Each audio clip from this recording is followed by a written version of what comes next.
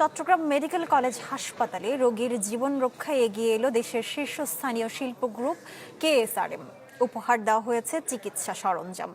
সকালে হাসপাতালের সম্মেলন কক্ষে স্বাস্থ্য মন্ত্রণালয়ের অতিরিক্ত সচিব আরিফ আহমদ ও চমেক হাসপাতাল পরিচালক ব্রিগেডিয়ার জেনারেল মোহাম্মদ তসলিম উদ্দিনের হাতে এসব সামগ্রী তুলে দেন কেএসআরএম এর উপব্যবস্থাপনা পরিচালক সেলিম উদ্দিন। হস্তান্তর হওয়া প্রায় 2 কোটি টাকা মূল্যের চিকিৎসা সরঞ্জামের মধ্যে রয়েছে 4টি হিমোডায়ালাইসিস মেশিন, 4টি real time 4D ultrasound machine এবং একটি উদ্ভাবনী কালার ডপলার সিস্টেম।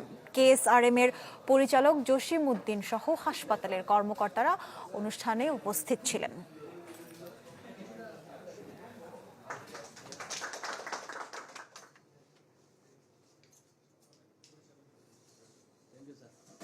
এই আত্মমানবতার সেবায় প্রান্তিক রোগীদের জন্য যেই চিকিৎসা সেবা চালিয়ে যাচ্ছেন, সেই চিকিৎসা সেবাকে আরেকটু ত্বরান্বিত করার জন্য, আরেকটু সহায়ক হওয়ার জন্য কেএসআরএম পরিবার এই মহতী উদ্যোগের অংশীদার হতে পেরে অত্যন্ত আনন্দিত এবং গর্বিত, এবং মহান আল্লাহ পাকের দরবারে অশেষ শুকরিয়া জ্ঞাপন করছি। আলহামদুলিল্লাহ। এই 4টা ডায়ালিসিস মেশিন এখানে কিন্তু যদি আমরা যদি একদিনে যদি 3, 4, 12 প্রায় 12-15 জন রোগীকে কিন্তু এই মেশিনের মাধ্যমে আমরা সেবা দিতে পারবো।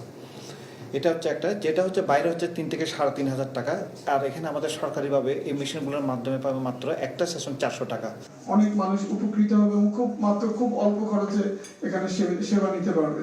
এবং কেএসআরএম এর মতো যে অন্যান্য প্রতিষ্ঠান যারা আছেন তারা সারা দেশে আনাচে কানাচে রাষ্ট্রীয় হাসপাতাল পরিচালিত হচ্ছে। প্রত্যেক হাসপাতালেই সরকার চেষ্টা করছে, তারপরে কিছু কিছু স্বল্পতা আছে।